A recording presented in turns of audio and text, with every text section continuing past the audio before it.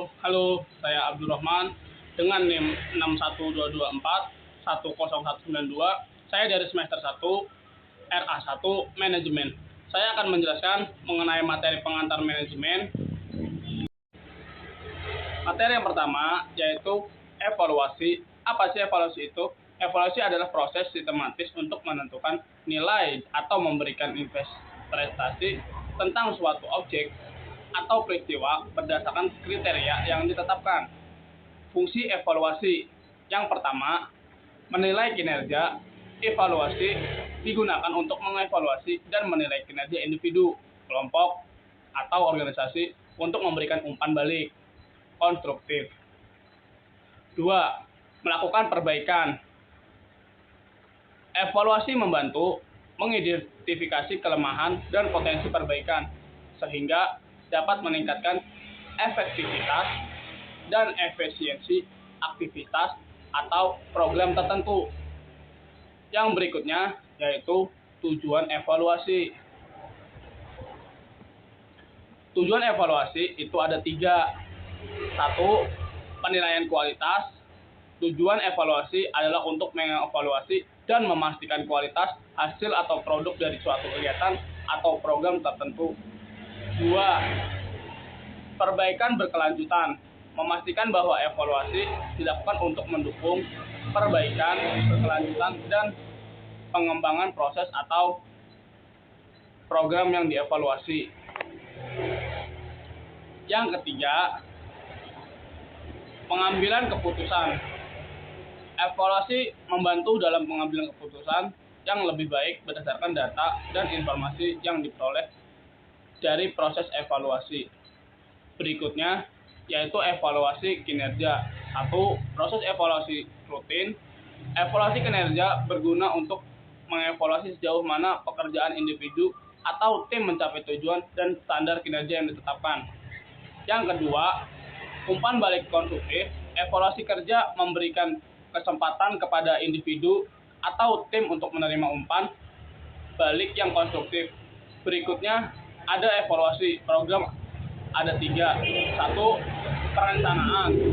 Langkah pertama untuk evaluasi program adalah menetapkan tujuan, sasaran, dan indikator keberhasilan yang jelas. 2. Pelaksanaan. Evaluasi program melibatkan pemantauan dan pengumpulan data di seluruh tahapan pelaksanaan program.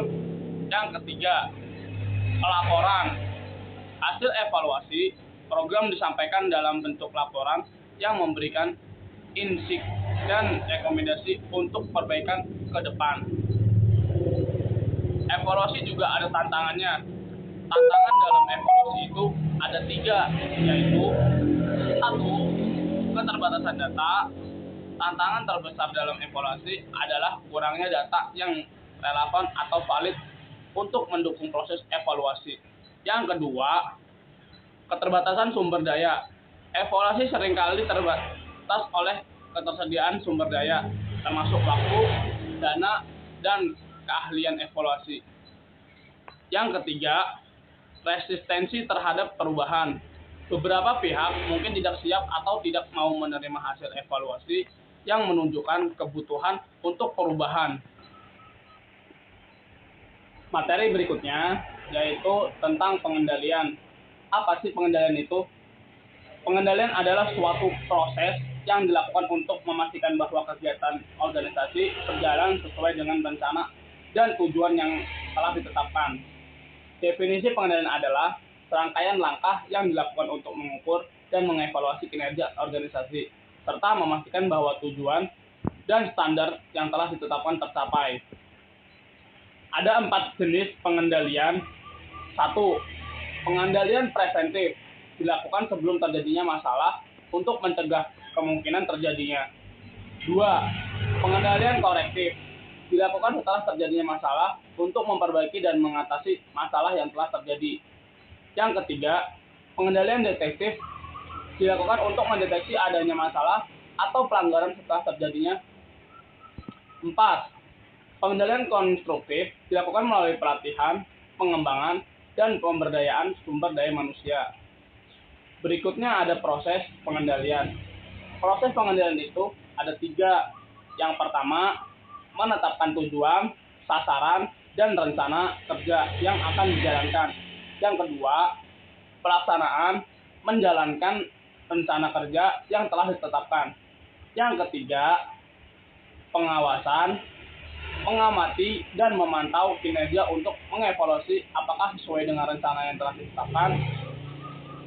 Ada 2 cara pengendalian, yaitu yang pertama, kontrol eksternal melalui regulasi, hukum, dan aturan yang ada dari pihak luar organisasi. Yang kedua, kontrol internal melalui sistem dan prosedur internal yang telah ditetapkan dalam organisasi.